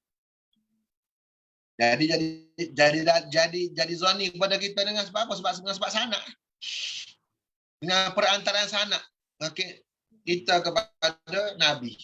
Tapi bagi orang yang dengar langsung kepada Nabi sallallahu alaihi wasallam, maka pasti dia yakin dia dengar daripada Nabi. Dia keluar daripada lidah Nabi sampai ke telinga dia. Maka hak dia dengar ataupun zanni apa qat'i dilalah dia pun hak dia faham pun qat'i dia tengok daripada perbuatan Nabi pun semua qat'i berlaku. Dia kata maka mereka tu his, sebab mereka ilmu mereka semua terhenti kepada his, pada dengar, pada lihat, pada apa semuanya kepada his. Maka bila mereka sahabat-sahabat Nabi ni benda yang mereka tengok tu yakin. Yakin berlaku, semaya yakin, semua yakin. Oh, wah biasa Imam Ibn Hajar. Kita akan faham kenapa ulama kata Nabi kita ni nurul yakin. Nurul yakin. Nabi itu cahaya yang membawa kepada keyakinan. Sebab orang dengan Nabi semua yakin. Qala fa innaha bin nisbati ilaihi ay bin nisbati liman sami'aha minan Nabi. Sesungguhnya dalil-dalil itu dengan nisbah orang yang dengar daripada Nabi qat'iyatun. Semuanya qat'i. Mana jazam, maknanya diputuskan padanya. Maknanya qat'iyatu tubut, qat'iyatu dilalah sebab dia dengar sendiri daripada Nabi sallallahu alaihi wasallam. Wal kalamu innama huwa fi bayanir rusuli li syara'i. Dan bermula kalam, mana kalam Imam Nawawi ni, kita bercara lah ni, kita syarah ni, hanya senyo pada nak menerangkan tentang Rasul ataupun Rasul pesuruh-pesuruh Allah yang dengan syariat-syariat. Wadzalika jami'uhu qat'iyyun. Dan bermula demikian itu, semua kalam ni semua qat'i. Hak mana hak kita cara ni semuanya qat'i. Itu satu kepahaman lah. Baik, ada tak kepahaman kedua bagi hadis ni? Bagi ayat ni ada. Kepahaman kedua ni bawa sekarang. Wa yasihhu an yurada bidalailihim mu'jizatuhum ad-dallatu ala sidqihim wa kulluha qat'iyyatun listifadatiha min dalilin mu'allafin min muqaddimataini qat'iyyataini. Nahwu ar-rusulu ja'u bil mu'jizati wa kullu man ja'a bil mu'jizati sadiqun farrusulu sadiquna. Boleh juga kita tanggungkan bahawa yang dikehendaki dengan kata-kata Imam Nawawi bidala ilihim, dalil-dalil Rasul tu, dalail Rasul tu ialah mukjizat mereka itu. Mana yang dimaksudkan dengan dalil-dalil itu, Allah Ta'ala menghantar mereka untuk menerangkan agama dengan mukjizat. Dengan mukjizat yang membenarkan ataupun yang dibenarkan pada mereka itu.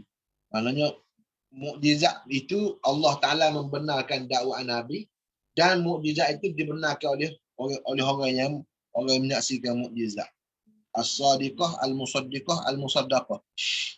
Maknanya mukjizat yang dibenarkan dan orang membenarkan mukjizat. Baik. Ad-dallati ay allati tadullu, yang mana mukjizat itulah menunjuk ke atas benar mereka itu, benarnya para rasul. Wa kulluha qat'iyatun, dan bermula semua mukjizat ataupun semua dalil-dalil yang ditafsirkan sebagai mukjizat itu qat'iyah. Kenapa? Listifadatiha, kerana difahami akan dia daripada dalil muallafin yang disusun min muqaddimataini qat'iyataini, yang mana dalil itu disusun daripada dua muqaddimah, dua premis ataupun dua muqaddimah qat'iyatain, yang kedua-duanya qat'i. Muqaddimahnya kedua-duanya qat'i. Apa dia muqaddimah tu? Nahwu contohnya. Seumpamanya ar-rusulu, muqaddimah surah. Ar-rusulu, bermula para rasul itu, yang mereka itu dengan mukjizat satu. Di muqaddimah surah.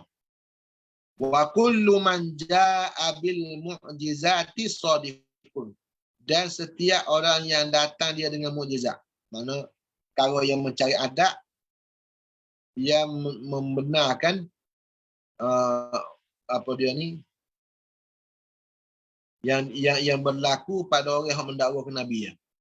Setiap orang yang mendakwakan, orang yang datang dengan mukjizat, setiap rasul, wa kullu man, setiap rasul yang datang dia dengan mukjizat, maka dia benar. Farrusulu sadiquna, oleh sebab itu maka para rasul itu semuanya benar. Sebab apa? Sebab mereka datang dengan mukjizat. Amma sura fadaruriyatun hissiyatun, maka bermula surah, mana al-muqaddimatu surah, bermula muqaddimah surah tajmulin, tidak berhajat kepada nazar, tidak berhajat kepada perhati. Benda itu darurat, benda lantah, benda yang tidak perlu kepada pemerhatian, tak perlu kepada kajian, tak perlu kepada ta'ammul, tak perlu kepada fikir. Hissiyatun, mana dibangsakan kepada penglihatan, mana tengok diri lah. Tahu mana? Macam mana tahu Nabi itu datang dengan tu? Disaksikan oleh para sahabat secara mutawatir. Telah disaksikan oleh para sahabat secara mutawatir. Saya saja nak sebut ni, nak perkongsian maklumat sekarang ni. Saya di zaman kita sekarang ni, orang kafir masih lagi, orang kafir maksudnya dengan media massa dan segala semua sekali, dalam Facebook pada, dalam mereka mempertikaikan mukjizat Nabi sampai kali ini. Mana mereka mempertikaikan Nabi Muhammad ni ada mukjizat. Apa? Sebab macam mana dia mempertikaikan mukjizat? Dia kata sebab hadis-hadis itu dibukukan, alasan mereka lah. Dia kata kerana hadis-hadis itu dibukukan selepas daripada zaman Nabi. Itu syubhat dalil mereka. Masih lagi digunakan sampai ke hari ini. Dan saya banyak video-video, bila kita ni bila kita suka tengok video-video yang bagus-bagus dalam Facebook ni, dia akan timbul banyak video-video ni. Video-video yang syubhat ni daripada pendayah Kristian apa semua sekali hak pekat antarabangsa ni, dia akan datang kalau kita minat di video-video Habib ke video-video hak jenis ni, dia akan timbul secara automatik. Dan banyak setan di belakang di belakang Facebook, di belakang internet tu ada organize. Ada mana benda terancang dah. Benda terancang, video-video yang menimbulkan syok wasangka kepada kita. Jadi dia kata sebab syubhat mereka, kesamaran yang ditimbulkan oleh mereka dakwa dan mereka berpegang dengan dakwa itu bahawasanya hadis Nabi dibukukan oleh manusia selepas daripada 3 kurun lepas Nabi-Nabi. Yang kita tak boleh percaya dengan hadis-hadis ni, walaupun hadis-hadis itu menunjukkan dengan jalinan sanad yang banyak bahawa Nabi SAW itu mempunyai mukjizat. Jadi mereka mengingkari mukjizat hissiyah Nabi SAW. Cuba mereka nak yuriduna liyutfi'u nurallahi bi afwahihim wa ya'ballahu illa an yutimma nurihi walau karihal kafirun. Jadi kata Syekh Qudumi hafizahullah dalam kitab Al-Ulumun Nabawiyah, kitab yang paling lengkap membicarakan mukjizat Nabi di zaman kita ni ialah Risalah Al-Mu'jizah Al-Ahmadiyah yang disusun oleh Badi'uz Zaman Sa'id Nursi. Sudah diterjemahkan di Malaysia, dan ada terjemah pun dalam Shopee. Saya tengok ada, tapi sudah lama dah. Zaman dulu lagi dicetakkan Nurul Has. Saya tengok di kampus sini itu almarhum abang saya beli zaman dulu lagi. Ustaz Badi'uz Zaman rahimahullah taala. Al-Mu'jizah Al-Ahmadiyah. Penterjemah tu, ustazah penterjemah tu kata, tak tahulah ustazah ke tidak ustaz, tapi dia terjemah tu, dia kata penulis Ustaz Badi'uz Zaman Sa'id Nursi tulis dalam keadaan yang tak ada kitab.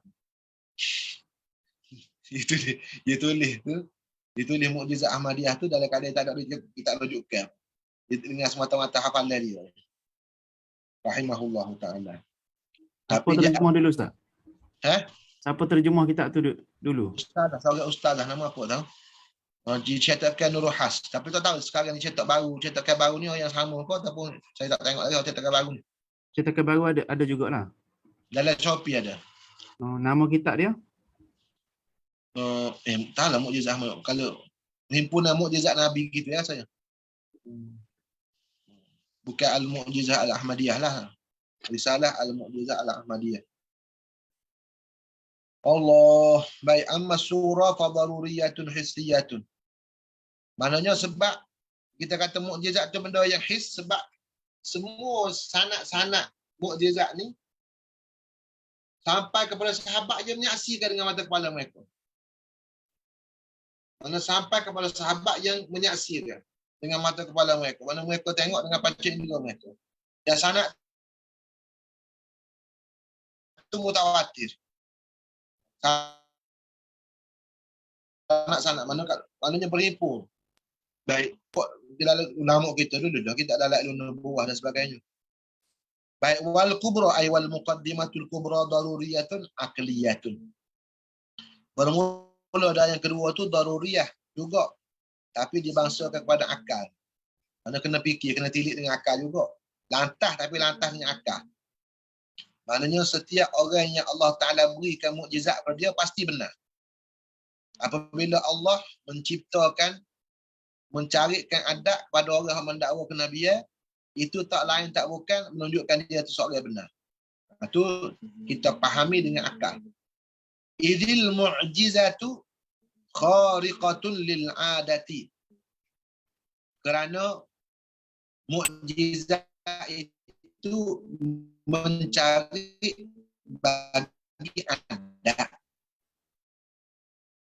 Wa kharquha lil adati la yaqdiru alaihi illa Allah Ta'ala. Sebab mukjizat itu dia mencari bagi sunnah ilahiyah. Lari daripada biasa. Sunnah tu. Dia kata dengan jadi perkara luar biasa.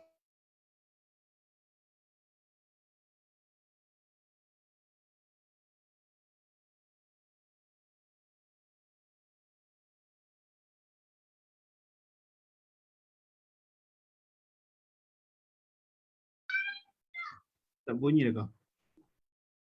Macam mana gambar suara tak bunyi.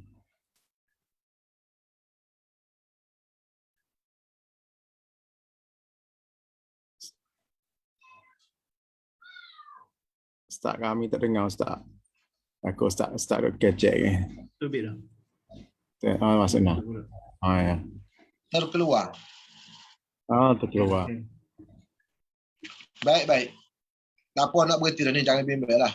Nak berhenti pun nak habis, nak sampai stesen dia. Sebab moga Ustaz Syekh Hafizuddin tak ada, kan? Bukan tak ada, terkeluar daripada kawasan kuliah dia. Jadi kita Allahumma salli ala sayyidina Muhammad, kita sambunglah sikit lagi dah. Fatul Mubin ni. Panas kejap pun tak apalah. Wa kharqu baik sana.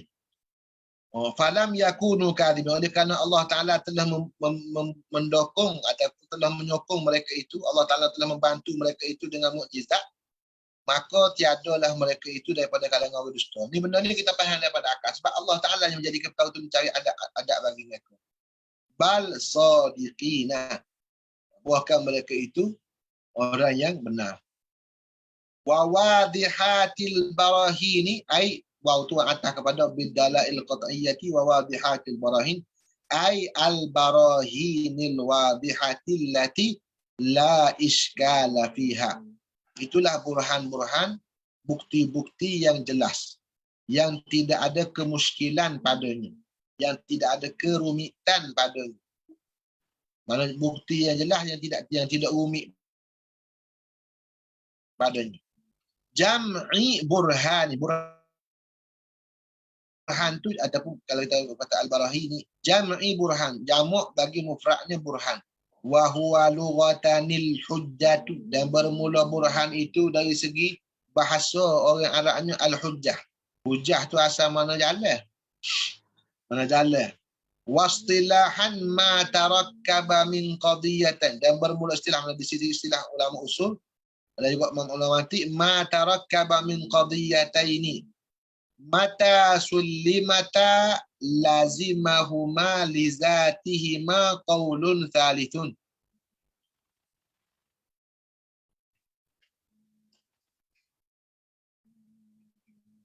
Hujjah dalam ilmu mantiq dia panggil kias. Ma tarakkaba itulah barang ataupun dalil yang tersusun ia daripada dua qadiyah,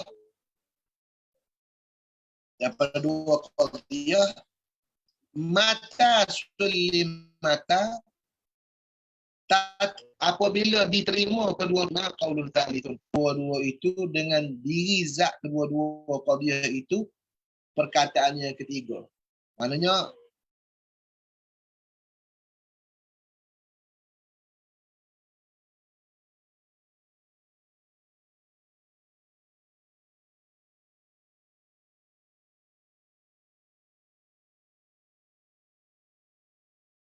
wa kullu mutaghayyirin hadithun yuntiju al-alamu hadithun ala ma huwa muqarrarun fi mahallihi min kutubil mizan. Seperti kaf tu kaf tamsiliyah wa istiqsaiyah. Contohlah dia kata, contoh burhan ni ialah dia kata alam, bermula alam itu mutaghayyir. Ni muqaddimah qadiyah yang pertama. Bermula alam itu berubah. Wa kullu mutaghayyirin hadithun, dan setiap yang berubah itu baharu ia. Maknanya ada dia selepas pada tak ada. Yuntiju, menatijahkan, mana bila kita terima dua qadiyah ni, dua qadiyah yang pertama ni alam mutaghayyir dengan kullu mutaghayyir mutaaddid, maka akan menatijahkan, akan keluar natijah, akan disimpulkan al-alamu hadithun, bermula alam ni baharu. Ala ma huwa ay wa in jaraina ala ma huwa muqarrarun fi mahallihi, sekiranya kita berlaku di atas apa yang telah dijelaskan dia pada tempatnya di dalam kitab-kitab mizan. Kitab mizan tu kitab mizanu, kitab al-ilmu mantiq lah. Sebab ilmu mantiq ni antara nama dia ialah ilmu mizan. Dia mungkin, dia apa disebut wa in jaraina tu? Kenapa dia sebut ala ma jaraina tu? Ala ma huwa muqarrarun tu. Sekiranya kita berlaku di atas apa yang diterangkan dalam kitab mantiq. Mana burhan maknanya begitu. Kan? Burhan maknanya begitu. ahli qat'i maknanya pergi di sisi usul fiqh, tak apalah usul fiqh. Dari segi mantiknya burhani maknanya begini. Kenapa? Ada yang tidak kata? Seolah-olah lah. Kalau saya duk fikir suara-suara, kenapa dia kata gitu? Ibnu Hajar kata gitu radhiyallahu anhu. Sebab wa ibnu Salahi wan Nawawi harama. Wa qala qaumun yanbaghi an yu'lama. Kan? Imam Nawawi, tua kitab kita ni, masyhur daripada dia bahawa dia menghadapi ilmu mantik. Macam mana kita huraikan ibarat Imam Nawawi dengan cara mengikut Imam mantik? Saya. Lagu mana kita nak huraikan perkataan dia dengan murid ulama mantik? Wa in jara itu sebut wa in jaraina ala ma huwa muqarrar ay ala ma huwa muqarrarun fi mahallihi min kutubil mizan. Jadi saya pernah tanya, tapi tanya itu bukan tanya khusus masalah ni. Tanya pada guru kita Syekh Muhammad Nuruddin Al-Banjari, hafizahullah taala. Dia kata Imam Suyuti, Imam Nawawi, dua orang hamba Allah ni, sebab saya tanya tu kitab Nuqayah Imam Suyuti kan. Nuqayah tu dia tak masuk ilmu mantik. Jadi Syekh Nuruddin kata kitab Nuqayah dia khatam belajar dengan Syekh Ismail Mazdin. Kitab Nuqayah fi arba'ati asyara ilman tu habis baca dengan Syekh Ismail Mazdin. Jadi saya bertanya, Imam Suyuti ni dia tak sir kepada mantik. Jadi jawab Syekh Nuruddin, dia tak nak mantik yang falsafah tu. Tapi semua dalil-dalil dia, hujah-hujah dia semua mantiki belaka. Adilah mantiki yang belaka.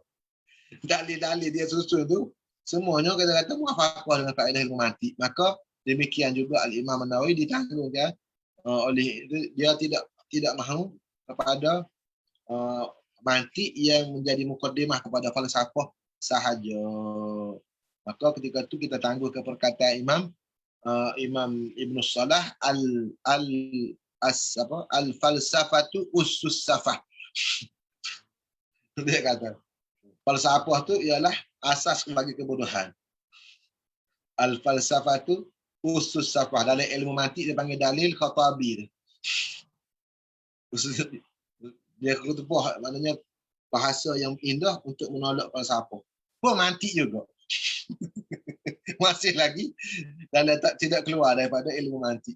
Wallahu subhanahu wa ta'ala wa sallallahu ala sayyidina Muhammad wa ala alihi wa sahbihi wasallam walhamdulillahi rabbil alamin.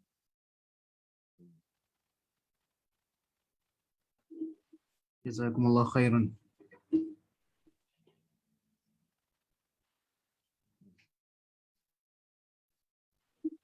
Assalamualaikum Ustaz. Mungkin nak tanya, cuma nak